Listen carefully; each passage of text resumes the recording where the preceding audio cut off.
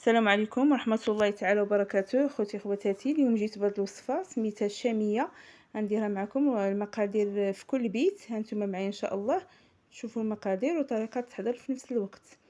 المهم هنايا عندي واحد الاناء هكا، غادي طاوة ولا كاسرونة، غادي نعبر فيها على هذا الشكل واحد 4 ديال الكيسان ديال الماء، كيسان ديال العنبة، وغادي نجيب واحد القبصة ديال الملح بحال هذا الشكل، وغادي نجيب واحد الكاس ديال السكر حبيبات. الكاس باش عبرت الماء هو باش نعبر السكر. صافي غادي نبدا نحرك هكا شويه بشويه، وغادي نديها فوق البوطه على هذا الشكل.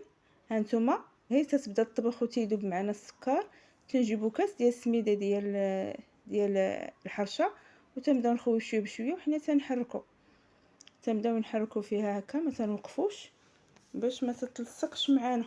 هانتوما شويه تتختار على هذا الشكل. في هذه المرحله هذه تنقللوا شويه البوطه، تنمهلوها ونخليوها طيب على خاطرها. صافي ومن بعد حتى تنحسوا بها بحال هذا الشكل عقادت، وحنا تنحركوا، ما غاديش نهداو من التحرك باش ما تتلصقش معانا على هذا الشكل. صافي من بعد ما هذا جبت واحد الصينيه على هذا الشكل، ما دهنتها ما والو، صينيه ولا طبسيل اللي عندكم، وتدخل فيه الخليط كامل على هذا الشكل هذا. صافي وتتقادوا لها الوجه ديالها على هذا الشكل، ومن بعد تتبداو تهزوها هكا شويه وكتخبطوها شويه هكا باش تقاد، ومن بعد تديروها في الثلاجه هكا تتبرد.